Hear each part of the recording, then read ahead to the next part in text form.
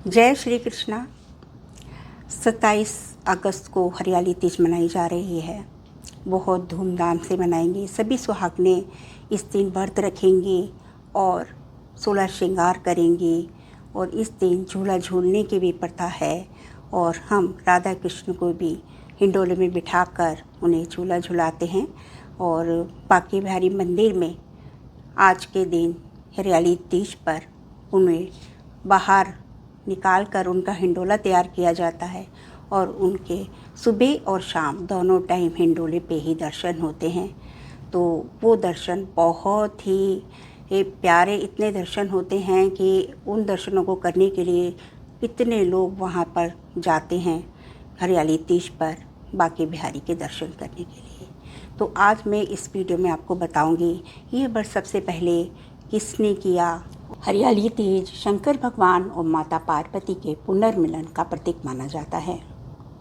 इस दिन सभी लोग जानना चाहते हैं कि हरियाली तीज का व्रत हम कब करें, तो आइए जानते हैं। ये व्रत 26 जुलाई को रात 10:40 से शुरू हो रहा है और 27 जुलाई को ये 10:40 पर ही समाप्त होगा। हरियाली तीज का व्रत सुहागने पति की लंबी आयु और अच्छे सौभाग्य के लिए व्रत रखती हैं और कुंवारी कन्याएं हैं जो मनचाहा वर पाने के लिए इस व्रत को रखती हैं। इस दिन सुहागनें अखंड सौभाग्य के लिए दिन भर व्रत रखने के बाद 16 श्रृंगार करके पूजा अर्चना करती हैं। इस दिन महिलाएं लाल और हरे रंग की साड़ी पहनती हैं, चूड़ियाँ पहनती हैं और मेहंदी लगाती हैं। इस दिन की शुरुआत वे माता पार्वती की पूजा करके करती हैं। माता पार्वती ने भगवान शिव को पति रूप में पाने के लिए कई वर्षों तक कठोर तपस्या की। उनकी तपस्या और भक्ति से प्रसन्न होकर भगवान शिव ने उन्हें अपनी अर्धांगिनी के रूप में स्वीकार किया। इसलिए इस दिन को माता पार्वती और भगवान शिव के पुनर्मिलन के रूप में मनाया जाता है। कहा जाता है कि सबसे पहले हरियाली तीज का व्रत हिमालय की पुत्री माता पार्वती ने ही किया था। इस व्रत के प्रभाव से ही भगवान शंकर उन्हें पति के रूप में प्राप्त हुए थे। इसी कारण हरियाली तीज के दिन कुंवारी कन्याएं मन चाहे वर की प्राप्ति और विवाह में आने वाली बाधाओं को दूर करने के लिए व्रत रखती हैं। हरियाली तीज के दिन सुहागिन महिलाएं 16 श्रृंगार करती हैं। उसके बाद भगवान शिव और माता पार्वती की पूजा अर्चना करती हैं। इस दिन श्रृंगार करने का काफ़ी महत्व माना जाता है। इस दिन श्रृंगार करने से माँ पार्वती प्रसन्न होती हैं और अपना आशीर्वाद प्रदान करती हैं। इसलिए माता पार्वती की कृपा पाने के लिए सुहागिन महिलाएं श्रृंगार करती हैं और अपने अखंड सौभाग्य की कामना करती हैं। इस दिन भले ही 16 श्रृंगार ना कर पाएँ, लेकिन इस दिन स्नान कर नए कपड़े जरूर पहनने चाहिए। साथ ही चूड़ी, बिंदी, सिंदूर और मेहंदी से श्रृंगार करना चाहिए। इस दिन हरियाली तीज की कथा करें और भगवान शंकर माँ पार्वती की पूजा आराधना करें। ओम नमः शिवाय का मंत्र जाप करें और ओम उमाय नमः का भी आप मंत्र जाप कर सकते हैं। इस दिन आप कुछ सावधानियां भी रखें। इस दिन किसी के साथ कटु वचन ना बोलें और झूठ ना बोलें। सबको का आदर करें, अपने बड़ों के चरण स्पर्श करें और अपने पति के भी आप चरण स्पर्श करके ही अपना व्रत खोलें।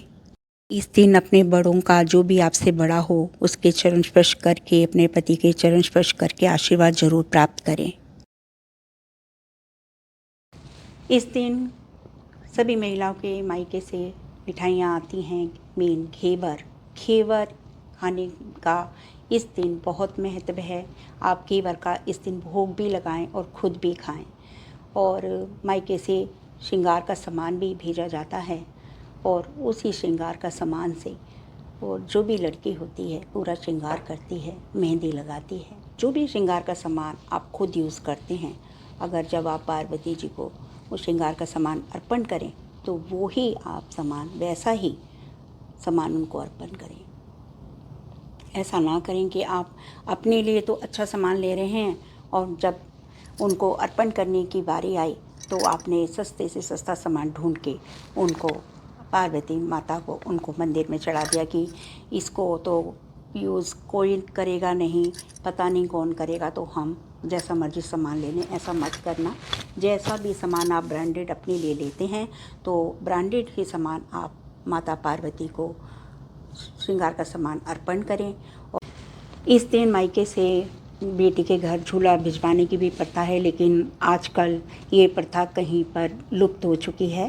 पहले तो मायके से झूला, पटरी और घेवर और मिठाइयाँ और सेवइयाँ होती हैं, वो काफ़ी चीज़ें भिजवाई जाती थी और पूरा श्रृंगार बेटी के लिए भिजवाया जाता था।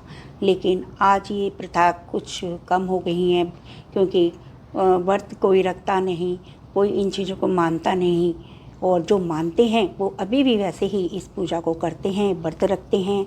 और ये व्रत बिल्कुल ही करवा चौथ की तरह व्रत होता है।